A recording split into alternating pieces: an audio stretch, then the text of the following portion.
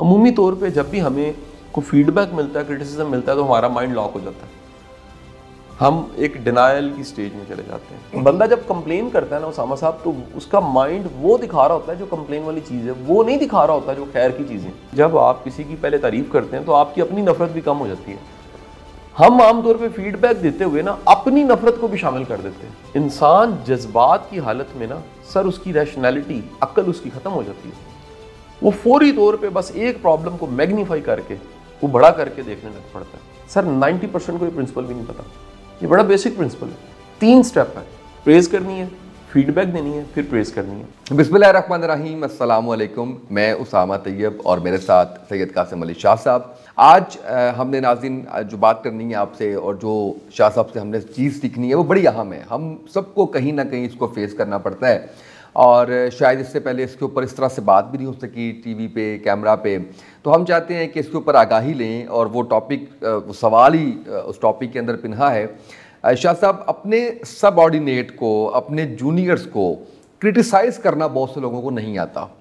मानते हैं नहीं मानते, ये एक अलग बात है।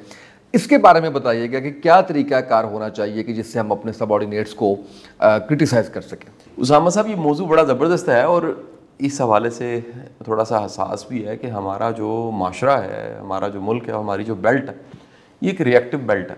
इसमें बहुत सोच समझ के कुछ स्ट्रेटजी बना के चलने की बजाय मौका पर महल एकदम से कोई हम एक्शन कर देते हैं और उसमें कोई बड़ी गहरी स्ट्रेटजी और गहराई नज़र भी नहीं आती। ज़्यादातर लोग रिएक्टिव हैं। अब एक तो हमने क्रिटिसाइज़ का वर्ड यूज़ किया। मैं समझता हूँ क्रिटिसाइज़ से भी ज़्यादा कोई बेहतर वर्ड अगर है तो वो फीडबैक देना है, इस्लाह करना मकसूद है। ठीक किसी को करना है, किसी को बेहतरी की तरफ लेकर जाना है, किसी को कायल करना है कि ऐसे नहीं ऐसे करना है। तो इसमें पहले मैं ये बता दूं कि वो कुछ मेथड्स जो बिल्कुल गलत हैं, जो नहीं करने चाहिए, उनकी निशानदेही कर दूं। उसमें से पहला मेथड तो ये कि डायरेक्ट क्रिटिसिज्म जिसे हम कहते हैं, या डायरेक्ट फीडबैक देना। अमूमी तौर पे लोग इसको लाइक नहीं करते। अच्छा, ये मैं वर्क प्लेस की बात कर रहा हूँ, जहाँ पर काम हो रहा है। यही रूल, फर्ज कीजिए जहाज उड़ रहा है और को पायलट ने ब्लेंडर मारा है और उस पर कोई आप प्रिंसिपल अप्लाई करना चाहेंगे, जंग हो रही है और तोप का एक गोला गलत चल गया है, उस पर नहीं करना। उसका जो ऑफिसर है वो कहे कि जी शाह साहब ने कहा है कि जी पहले ये करना है, फिर ये करना है, फिर ये करना है, तो वहाँ पर ये रूल अप्लाई नहीं होता है। मैं वर्क एनवायरनमेंट की, काम दफ्तर की, आम जिंदगी की, इवन मैं कहता हूँ ये रूल जो मैं सारा चीज़ें सिखाने लगा हूँ, ये घर में भी अप्लाई हो जाता है, बच्चों पर भी अप्लाई हो जाता है, आपके दोस्त अहबाब उन पे भी किसी हद तक अप्लाई हो जाता है। साथ ही साथ में टीम के लोग, टीम आपके अंडर कोई काम कर रहा है तो उस पर भी ये सारी चीज़ें अप्लाई हो जाती हैं। तो पहला जो गलत तरीका है, मैं पहले बता दूं कि डायरेक्ट क्रिटिसिज्म जो है उसको डिस्करेज किया जाता है। कोई भी बंदा उसको मानने को तैयार नहीं होता। अमूमी तौर पर जब भी हमें कोई फीडबैक मिलता है, क्रिटिसिज्म मिलता है, तो हमारा माइंड लॉक हो जाता है, हम एक डिनायल की स्टेज में चले जाते हैं। हम ये अंडरस्टैंड करना कि हमने गलत किया है, इसकी बजाय हम फौरी तौर पर कहते हैं कि नहीं, ये मेरी गलती नहीं है। तो कुछ लोगों के अंदर तो ईगो क्योंकि ज़्यादा होती है, वो कभी भी मानने को तैयार नहीं होते। डायरेक्ट क्रिटिसिज्म उनके लिए तो बहुत ही मुश्किल होता है हजम करना। एक तो ये गलत तरीका है। बिल्कुल ठीक। दूसरा, एक सिचुएशन गलत है, वो है सब में बिठा के। ये थोड़ी सी वर्स्ट सिचुएशन है, मैं इसको डिस्करेज करता हूँ। चाहे जाके हमसे भी कभी ये गलती हो जाती है, लेकिन मैं इसको डिस्करेज करता हूँ, ये नहीं करना चाहिए। अकेले में हमेशा 1 to 1 करें, पहले 1 to 1 बात करें आप, ठीक है जी। नंबर 3, क्रिटिसिज्म तो आप कर रहे हैं, यानी आप कुछ बता रहे हैं और आप अगले की सुन ही नहीं रहे, ये भी गलत सिचुएशन बन जाती है। यानी आप बगैर कुछ सुने, बगैर कुछ अंडरस्टैंड किए, बस आपने नाफिज कर दिया कि ये करना, ठीक है। यानी सिचुएशन को भी समझे बगैर, जिसे लास्ट हम कभी डिस्कस कर चुके हैं कि आप लिसनिंग स्किल ही नहीं होती कई लोगों की, बॉसेस की, सीईओज की, डायरेक्टर्स की लिसनिंग स्किल ही नहीं होती, अंडरस्टैंड ही नहीं करते। अब आ जाते हैं करना क्या। तो करने के लिए है 3 कदम, ठीक है जी। और वो 3 कदम में सबसे पहला स्टेप ये है कि कभी भी किसी से अगर आपने बातचीत करनी है और बातचीत में आपने क्रिटिसाइज़ करना है या फीडबैक देनी है, तो पहला स्टेप ये उठाएं कि तारीफ़ करें।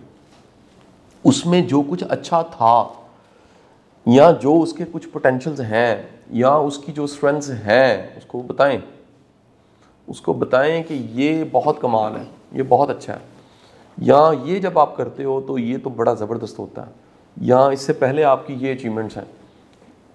याद रखिए, जब भी किसी को कोई अच्छी फीडबैक मिलती है या कुछ अच्छा मिलता है या उसको अप्रिसिएशन मिलती है, उसका नतीजा ये होता है कि उसका डोपामिन बढ़ जाता है।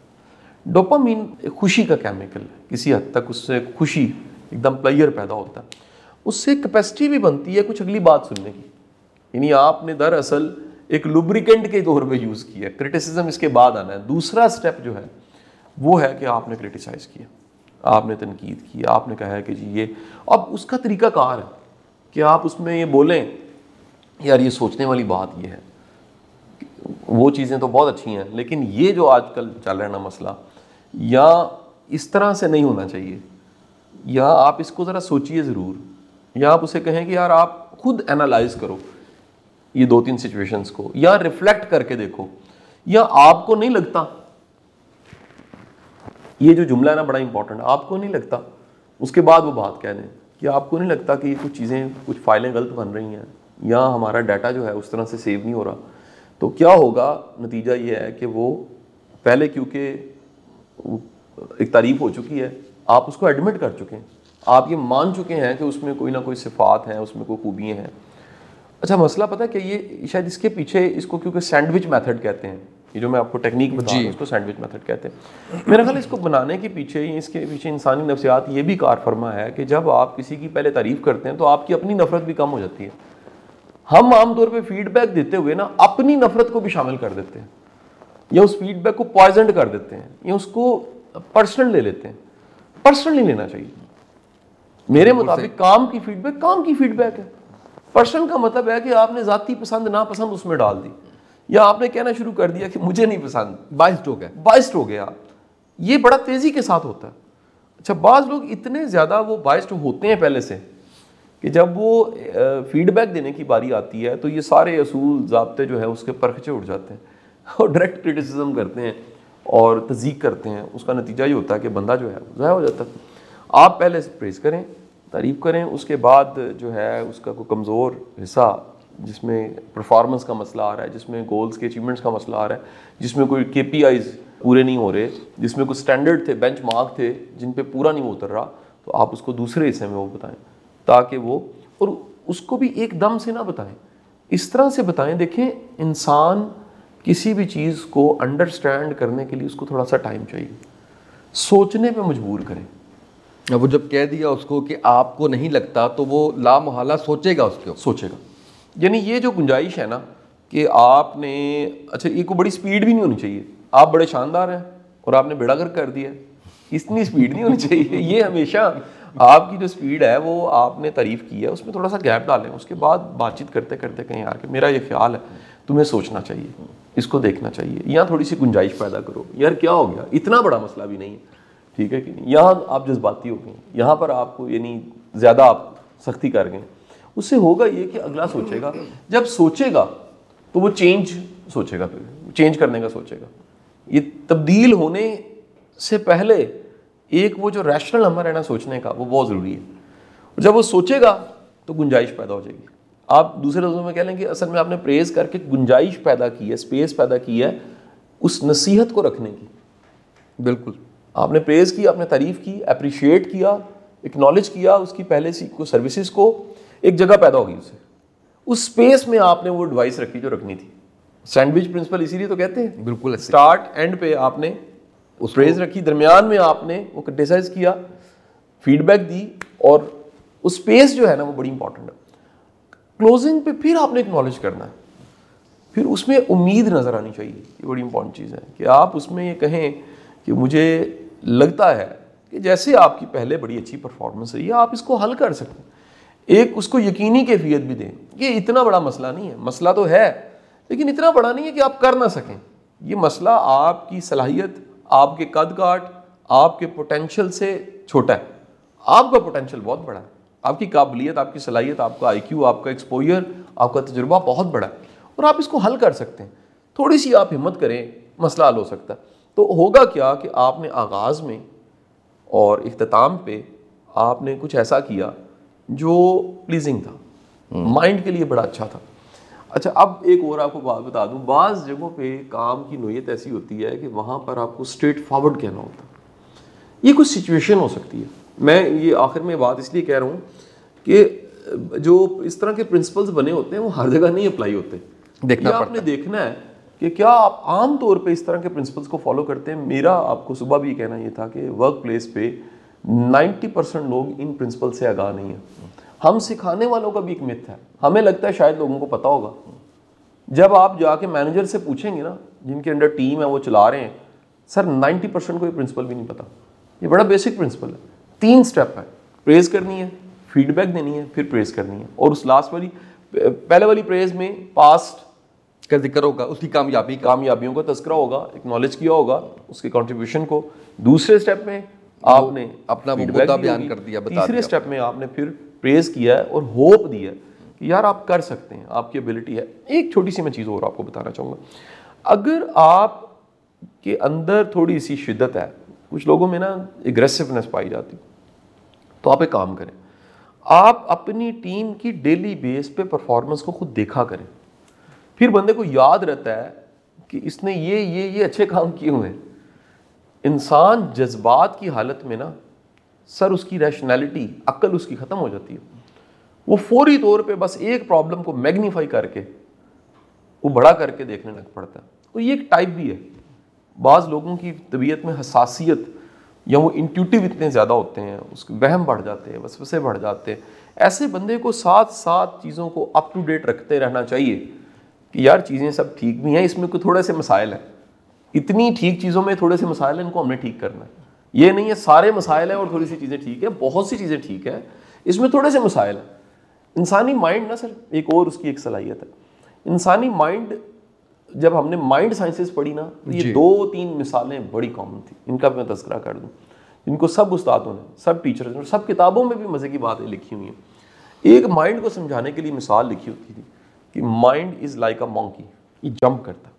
जैसे मंकी एक जगह से, बंदर जो है वो जंप करता है, बात से बात, ख्याल से ख्याल पैदा होता रहता है, कड़ियाँ जुड़ती रहती हैं। मसलन अगर आप सोचते सोचें कि ये जो मैं सोच रहा हूँ इससे पहले मैं क्या सोच रहा था, उसको रिवर्स करना शुरू करें तो आपको याद आएगा यार मैं ये सोच रहा था और यहाँ से चलते चलते मैं यहाँ कैसे पहुँच गया। वजह है कि mind like a monkey. Mind का बड़ा जो चैलेंज है वो इंतशार है, और इस ज़माने में सबसे बड़ा फितन भी इंतशार है। इस ज़माने का सबसे बड़ा मसला जो इंसानी माइंड को दरपेश है, इंतशार है। इतना कुछ सामने है, उसमें फोकस रखना बड़ा मुश्किल है। बिल्कुल ऐसे। आप छोटी सी मिसाल ले लीजिए, ये हमेशा हम सादा सी मिसाल देते हैं कि जब पीटीवी हम देखते थे तो हमारे पास ऑप्शंस ही नहीं थी। जब ऑप्शंस ही ना हो और सामने सिर्फ एक ही चीज़ हो तो फोकस तो खुद ही बैठना है। वो फोकस अंधेरा उजाला पे बैठेगा, वो ऐनक वाले जिन पे बैठेगा, वो अपना इशफाक साहब के ज़ावी पे बैठेगा। वो खबरें दिन में अगर चलनी 2-4 दफ़े, रात की 9 बजे की खबरें, 9 बजे का खबरनामा एक बड़ी एक्टिविटी थी सर, एक बड़ी एक्टिविटी थी जिसको सारे बैठ के सुनते थे। 30 मिनट्स का खबरनामा, एक एक खबर सुनी जाती थी। और 8 बजे का ड्रामा, 8 बजे का ड्रामा, ये सब चीज़ें कहीं ना कहीं अब क्या हुआ सर कि इंतशार आ गया। तो माइंड को समझाने वालों ने कहा mind is like a monkey, इसलिए इसकी ट्रेनिंग और इसको रिहर्सल जो करवानी चाहिए फोकस की करवानी चाहिए। ये एक अलग से मौजूद, इस पर कभी बात कर सकते हैं। नंबर 2 उन्होंने समझाने वालों ने कहा है कि माइंड जो है ना, इसका जो फिनोमेना है वो टॉर्च की तरह है। अंधेरे कमरे में ना जब टॉर्च कहीं पर पड़ती है तो वो क्या करती है, वो दिखाती है जो टॉर्च की लाइट में आ रहा है, उस टॉर्च के ज़ेरे साया उस लाइट में है, बाकी उस कमरे में क्या कुछ है वो नहीं दिख रहा होता। माइंड भी जिस चीज़ को एड्रेस कर रहा होता है ना, वो उसी को देख रहा होता है, ऐसे वो बाकी बेशुमार चीज़ों को नहीं देख रहा होता। मिसाल को बंदा गिला शिकवा कर रहा है, इसका मतलब उसका माइंड सिर्फ वही देख रहा है, वो बाकी खैर की चीज़ें नहीं देख रहा।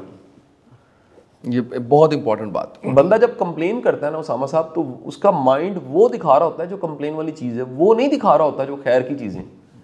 आप सब भी जो हमें सुन रहे हैं, आपकी ज़िंदगी में क्या कुछ अच्छा है, अगर उन्हें शुमार करें ना, आपके पास अल्हम्दुलिल्लाह के अलावा ऑप्शन कोई नहीं होगी। लेकिन माइंड की जो रिहर्सल और प्रैक्टिस है, इस वक्त भी मुल्क की हालत देख लीजिए, पूरी कौम सरापा एहतजाज है, इंतशार इंतहा का है, और एक पूरा डिप्रेशन है। मुझे लगता है पूरी कौम को डिप्रेशन हो गया जिस तरह की पूरी हमारी नेशन की हालत है। हम लोग खैर की बातें भूल गए, खैर के जुमले भूल गए। मैं 2 दिन पहले कहीं इफ्तार थी और तकरीबन 2 घंटे सब के सब मनफी बातें कर रहे थे, लाशूरी तौर पे हम भी कर रहे थे। अचानक मुझे ख्याल आया इस पैटर्न को तोड़ना चाहिए, मुझे ख्याल आया और एकदम मैंने कहा कि यार वैसे हम सब मिल के सोचें कि जो ज़िंदगी हम गुजार रहे हैं ये ज़िंदगी कभी हमारा ख्वाब था। वाह। ये कभी हमने सोचा था कि यार अगर ऐसा करके हो ना, इतनी कोई इनकम हो और ये गाड़ी हो और ये वसाइल हो और ये चीज़ें हो और इस तरह घर हो रही, तो अल्लाह का शुक्र हो। तो वो हो चुका है। शुक्र क्यों नहीं है? क्योंकि माइंड की प्रैक्टिस जो है वो क्या है, वो नेगेटिव देखने की होगी।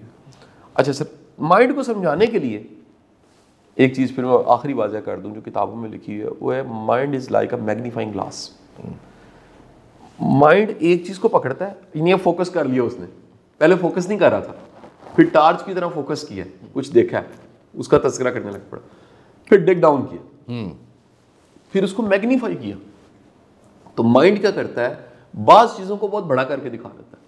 इसीलिए प्रॉब्लम या किसी मसले का शिकार जो शख्स होता है ना, वो उसको लगता है सब कुछ मसला ही है। दुनिया और उसके दरमियान में एक मसला आ चुका होता है। जैसे मैं ऐसे हमेशा समझाने के लिए कहता हूँ, आँख के पास ही उंगली कर लें तो ये आँख काम नहीं कर रही, क्योंकि उंगली आगे आ गई है उस पूरी दुनिया की जो इतनी बड़ी वसी दुनिया है, छोटी सी उंगली ने उसको रोक लिया। तो मैग्नीफाई करते वक्त माइंड क्या करता है कि वो सारे जो कह लीजिए दुनिया में अच्छा है वो दिखाने की बजाय उस प्रॉब्लम को ही दिखाना शुरू कर देता है। और हमें लगता है कि सारी दुनिया में सिर्फ मसले हैं, सिर्फ दुख हैं, सिर्फ परेशानी है, और वो मैग्नीफाई करके उसको बड़ा करता है। अच्छा, माइंड एक और भी काम करता है, कुछ चीज़ों को इंपॉर्टेंट समझना चाहिए, इग्नोर कर देता है।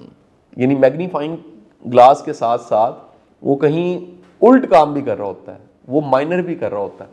तो अल्लाह से ना दुआ मांगनी चाहिए कि या बारी ताला मेरे लिए जो वाकई अहम है वो मेरी तरजीह अव्वल पे आ जाए, मेरे तमाम तर वसाइल उसके लिए इस्तेमाल हो। और वापस उसी टॉपिक पे आऊँ तो हम बाज़ औक़ात क्रिटिसाइज़ करते करते किसी चीज़ को इतना मैग्नीफाई कर देते हैं, इतना तारी कर लेते हैं। उसका हल यही है कि पर्सनल ना हो और रैशनल कायम रखें, मसले को लिख लें कि असल मसला क्या है। ये बड़ी एक इंपॉर्टेंट एक्टिविटी, अपने मसलों को कभी कभी लिख लिया करें, लिख के पढ़ें, मुख्तलिफ स्टेट ऑफ माइंड से पढ़ें। एक ही मसले को आप दिन में 3 बार पढ़ें ना, तो आपको तीनों बार मुख्तलिफ फीडबैक मिलेगी। किसी खास स्टेट ऑफ माइंड में एक मसला बहुत बड़ा लग रहा होता है। एक बहुत बड़ी कोटेशन है वासिफ साहब की इस पर। वासिफ साहब का फरमाना है कि जब परेशानी आती है ना, तो परेशानी में परेशानी हल करने की सलाहियत सल्ब हो जाती है। वाह वाह वाह। स्टेट ऑफ माइंड वो नहीं रहती जिससे सोल्यूशन निकलने। तो स्टेट ऑफ माइंड बदल, क्यों मुशावरत का हुक्म है सामा साहब? इसलिए हुक्म है कि जब आप मुशावरत करते हैं तो स्टेट ऑफ माइंड चेंज होती है, चेंज हो जाती है। जब आप जगह बदलते हैं स्टेट ऑफ माइंड बदल जाती है। जब आप मुताला करते हैं, दुनिया देखते हैं, इबादत करते हैं, तस्बीह करते हैं, सजदा करते हैं, दुआ मांगते हैं, नमाज की हालत में जाते हैं, स्टेट ऑफ माइंड बदलती है। आप किसी अच्छे बंदे को मिले, मसले की हालत में आप 2-4 पॉजिटिव बंदों को मिले, वो क्या करेंगे? State of mind change, state of mind change करेंगे। एक बुजुर्ग है, मैं उनका नाम नहीं कोट करता, लेकिन मैं कह लीजिए बड़ा कुछ उनसे सीखा है। एक दिन वो बताने लगे, मैंने उन्हें कहा सर आप इतनी दुनिया आपके पास आती है और अपने मसले आपसे हल करवा लेती हूँ। कहते हैं मैं कुछ भी नहीं करता, मैं अगले की स्टेट ऑफ माइंड चेंज कर देता हूँ बस। क्या बात है।